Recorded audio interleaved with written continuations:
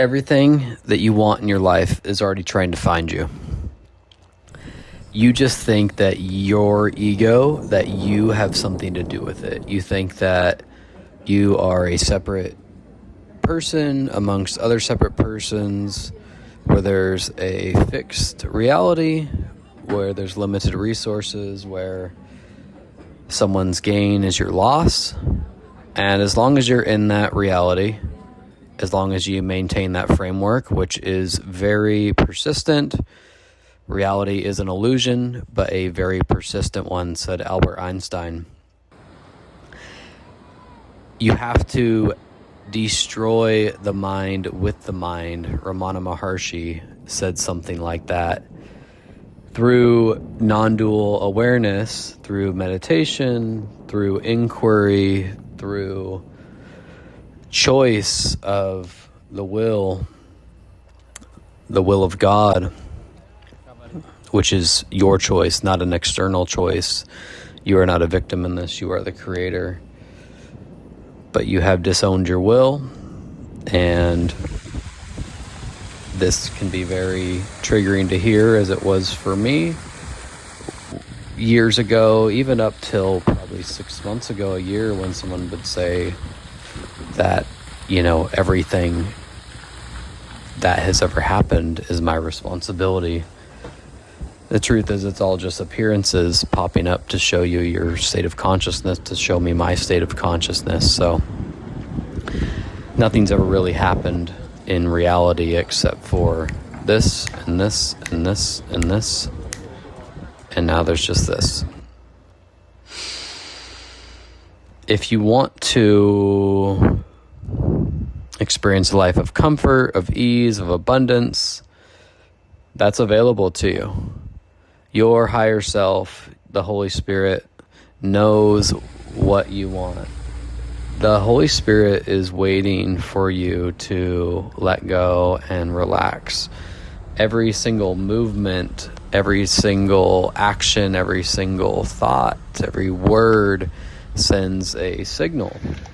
It sends a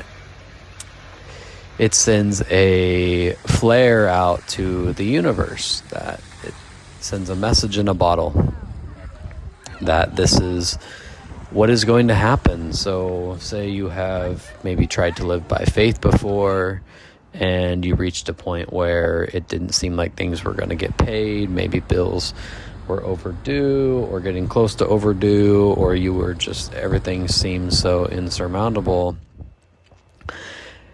In the moment where you decided to get up, frantically respond out of that fear of how things should go for you in this situation and how maybe it's gone for others, you told the universe that don't worry, I have the solution for this.